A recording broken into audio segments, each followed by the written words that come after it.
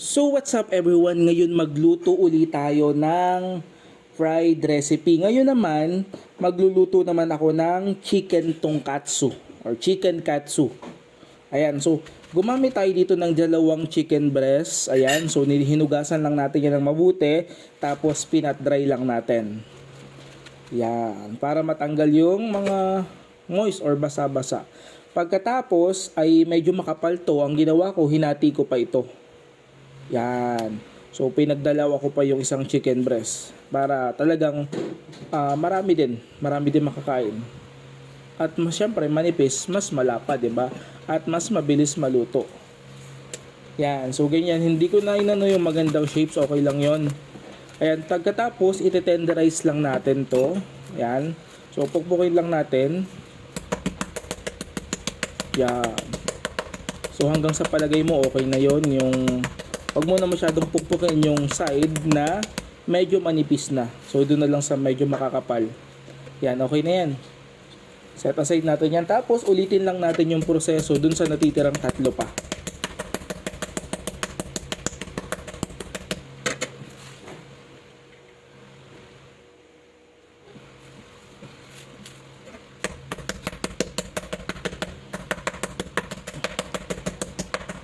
Ayan, so nakikita naman natin, 'di ba? Talagang lumalapad at natitenderize. Then kayo ba? Mahilig ba kayo sa manok? Lalo na sa mga fried recipe ng chicken? Kung oo, pareho tayo. One of my favorite, kaya kong kumain ng isang linggong puro chicken lang. Yan, so pagkatapos niyan ay hanay lang natin dito. Pagkatapos bubudburan natin yan ng asin at paminta. So konti lang naman. Yan, konti lang, tapos paminta din. Para sa ganon ay manuot na yung lasa. Kahit pa paano may lasa na.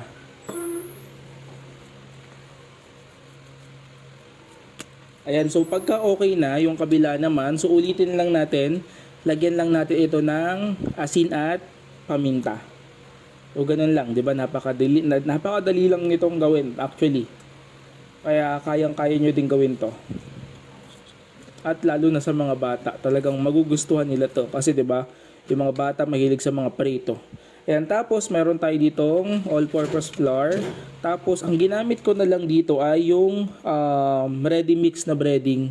Tapos naglagay lang ako ng cayenne pepper at paminta pa. Doon sa previous yan, nakamix na siya doon. Ayan, tapos i-mix well lang natin to hanggang sa maghalo na yung ating mga ingredients na ginamit dito. Pagkatapos ay gagamit tayo ng dalawang itlog, so 2 beaten egg lang. Yan, tapos bayu-bayuhin mo lang, ganyan oh. Yan, okay na yan. So tapos gagamitin tayo ng breadcrumbs.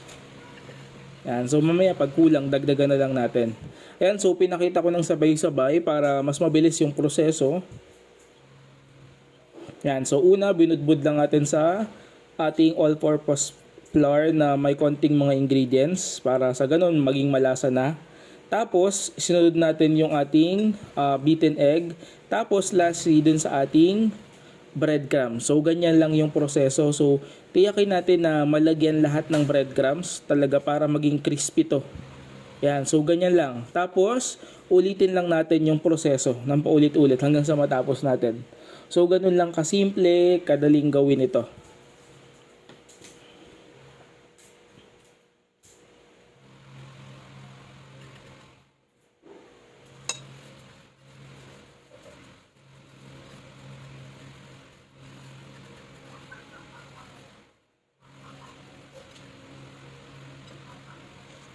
Yan, so okay na yan. So tapos yung pangatlo naman, so ganito talaga yung proseso, 'di ba? Kahit actually maraming mga fried recipe na ganito yung pamamaraan. Una, sa harina muna, tapos ilagay sa itlog, tapos breadcrumbs para mas maging crispy. Kung gusto mong maging malasa to, ay pwede mong i-marinate yung chicken muna. So sa susunod siguro, kapag ito yung unang try pa lang naman na magluluto ako ng chicken katsu, so kung maging okay ito, So, susubukan ko na mas i-upgrade pa to. Subukan kong i-marinate yung chicken para sa ganon, bago ko ilagay sa mga ingredients na ito, talagang nanonood na yung lasa sa ating mga manok. Yan, so parang kulang na yung ating breadcrumb, so budburan lang uli natin ito.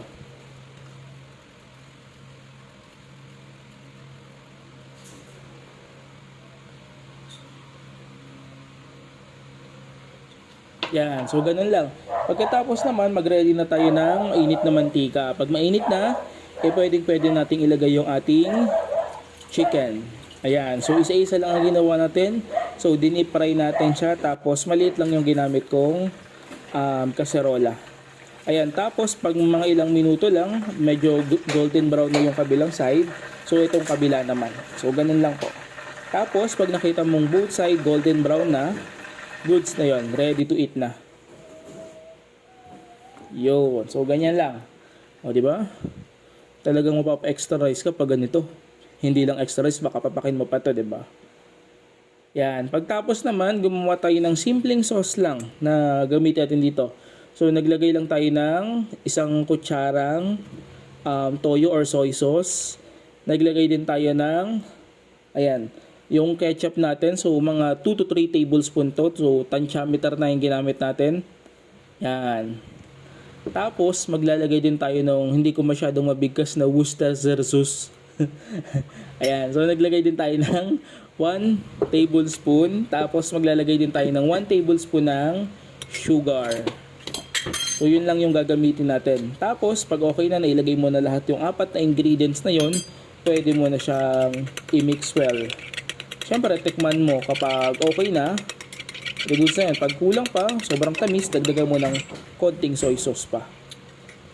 Yan. Yan, so medyo sobrang matamis, so nagdagdag tayo ng half tablespoon ng soy sauce. So ganun lang po. Ayan, so ready na yung ating simpleng sauce sa ating chicken katsu. So yun lang. So kung nagustuhan nyo itong video na to, subukan nyo na at huwag nyo kalimutang mag-like, mag-share sa aking Facebook and YouTube channel. Maraming salamat and God bless you all. Bye-bye!